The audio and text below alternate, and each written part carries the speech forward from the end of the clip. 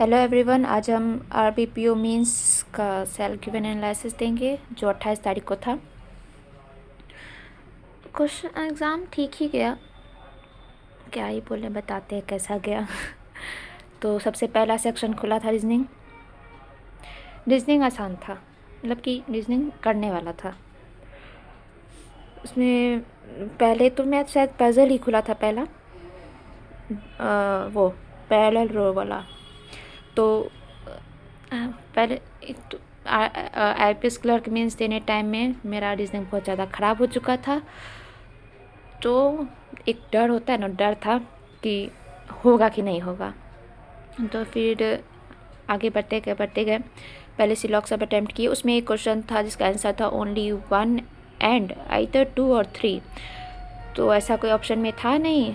हम सोचे क्या करें, तो लगा दिए आइदर 2 और 3। उसके बाद वो सब जो था सिंपल मिसलेनियस जो था +2 -2 ऐसे करके कुछ था, वो सब किए। जो वर्ड फॉर्मेशन वाला था शायद, हाँ, पूरा क्वेश्चन भी हम नहीं पढ़े, हम बस उसमें वर्ड फॉर्मेशन देख के हम छोड़ दिए, होगा ही नहीं, जाने दो। उसके बाद फिर सोचे कि अब तो करना ही पड़ेगा। तो पजल अटैम्प्ट करने लगे, किए, सारा बन गया, एक बार में सारा बन गया। हम सोचे वाह क्या हो गया।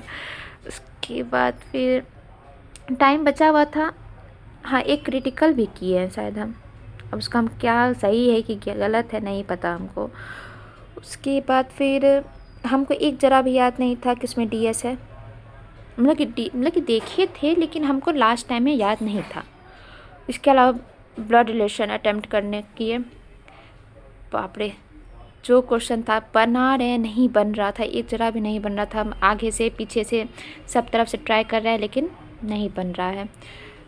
उसी में टाइम चला गया मेरा आधा। तो अगर छोड़ देते ना तो डीएस अटैम्प्ट करते, मतलब कि और सब क्वेश्चन देखते तो डीएस हमको मिल जाता और हम अटैम्प्ट कर देते, लेकिन पता नहीं हम पकड़ के रखे हुए थे। लास्ट में 2-1.5 मिनट बचा हुआ था, तो इनपुट आउटपुट गए, देख के लगा कि इसमें तो चाहिए 7 से 8 मिनट तो कम से कम चाहिए ही, न कि इसको सॉल्व करके फिर इसका आंसर देने में इतना टाइम लगेगा। तो जो डायरेक्ट पजल पे गए होंगे उसका तो मतलब आराम से 20 अटैम्प्ट हुआ ही होगा। जो इनपुट आउटपुट में रह गए होंगे उनका कम अटैम्प्ट हुआ होगा कंफर्म। उसके बाद बात करते हैं कंप्यूटर का। तो कंप्यूटर टफ साइड में था, जैसे मेरा कंप्यूटर बैकग्राउंड है तो भी हम कह रहे हैं कि टफ था, हो गया टाइम पढ़ा हुआ। फिर भी मतलब कि जो उस बैकग्राउंड से नहीं है और थोड़ा बहुत पढ़ के गए हैं उनका था गया होगा गड़बड़। मैं ज़्यादा गलत नहीं होगा इसमें, 3-4 गलत होगा। 3-4 ही बहुत ही होता है, लेकिन गलत सही ठीक ही मानेंगे हम इसको। उसके बाद करंट अफेयर्स, आज अभी तक मैं जितना ही मेंस दिए इस साल का सबसे अच्छा करंट अफेयर्स इसी का यही था। इसमें मतलब कि पहली बार ऐसा हो रहा था जो हमको आंसर पता कंफर्म थे कि यही आंसर है इसका, ठीक, लेकिन गलत हुआ है। जैसे कि एक इजिप्ट वाला आंसर था, हमको पता था, हम सब रट के गए थे कि इजिप्ट होगा इसका आंसर, लेकिन हम वहाँ जा कर के इंडिया मार का है, क्या सोच के नहीं पता।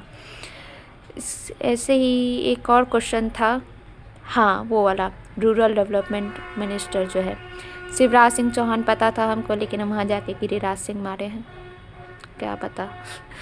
ऐसे करके है गलत, 7-8 गलत होगा। कुछ तुक्का मारे हैं, ऐसा नहीं है कि एकदम कंफर्म हो के नहीं, मतलब कुछ तुक्का मारे हैं। फिर इसमें तो 25 अटैम्प्ट किए हैं। इंग्लिश का हम कुछ नहीं पढ़े थे, और हम इंग्लिश मीडियम से भी नहीं हैं। तो मेरा इंग्लिश उतना अच्छा भी नहीं है। तो इंग्लिश में आरसी जो था, आरसी मतलब कि पढ़े मेरा बन गया, हाँ, आरसी पढ़े बन गया। क्या छोड़े हैं, करेक्ट इनकरेक्ट वाला एरर डिटेक्शन पूरा छोड़े, हमको पता था कि मेरा गलत होगा, हम छुए ही नहीं उसको। क्लोज टेस्ट में जो था इडियम फ्रेज वाला जो था उसमें दो छोड़े हैं, बाकी सब अटैम्प्ट किए हैं। और क्या था इसमें, और था याद ही नहीं है, इंटरचेंज वाला जो था उसमें, हाँ, उसमें वो बनाए हैं, हाँ, ऐसे ही खींच तिर के 30 पहुँचाए हैं। अब क्या सही है क्या गलत भगवान नहीं जाने। फिर बात करते हैं क्वांट, जो मेरा बहुत ही बकवास गया है।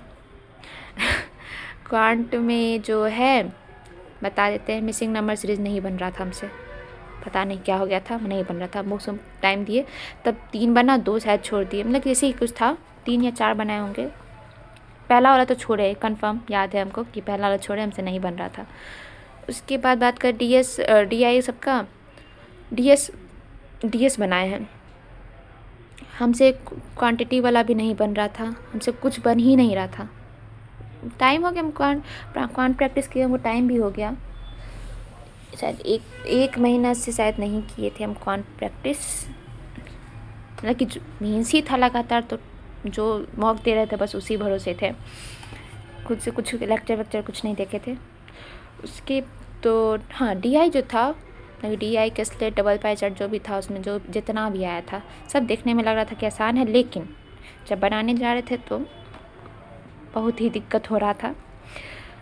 और हमको लगता है जो अर्थमेटिक पहले अटैम्प्ट किया होगा उसका अटैम्प्ट अच्छा होगा, क्योंकि लास्ट में हमको, मेरा ऐसा मानना है, इसका कोई हम एनालिसिस नहीं दे सकते क्योंकि यहाँ बहुत बकवास गया है।